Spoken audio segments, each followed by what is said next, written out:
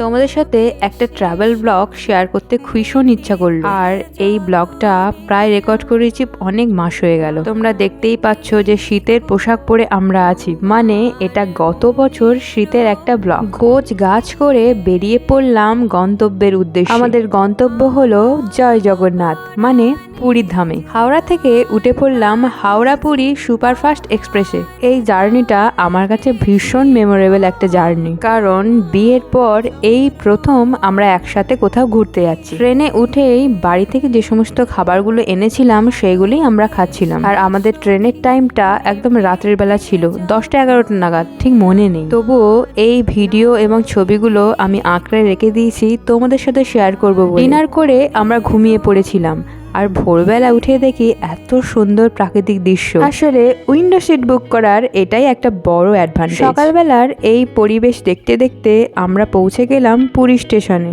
আর তোমরা কেউ বললে বিশ্বাস করবে না হয়তো যে এটাই আমার ফার্স্ট টাইমের জন্য পুরী ভ্রমণ। আমার মতো বয়সে হয়তো কেউ 10-12 বারও পুরী ভ্রমণ করেছো, কিন্তু এটাই আমার কাছে ফার্স্ট টাইম পুরী ভ্রমণ ছিল। তাই সমস্ত কিছু মেমোরেবলের জন্য আমি কোনো ভিডিও ডিলিট করিনি। এতদিন হয়ে গেছে তবুও আমি সমস্ত ক্লিপ সংরক্ষণ করে রেখে দিয়েছিলাম গ্যালারিতে, যাতে তোমাদের সাথে শেয়ার করতে পারি এবং পরে আমি কখনো কখনো এই সমস্ত ভিডিওগুলো দেখতে পারি। ট্রেন থেকে নেবেই আমরা অটো বুক করে নিয়েছিলাম হোটেলের উদ্দেশ্যে যাওয়ার জন্য। এই হোটেলের নামটি হচ্ছে বিদেশ ঘর, যেটি অনেক পুরনো এবং ফেমাস একটি হোটেল।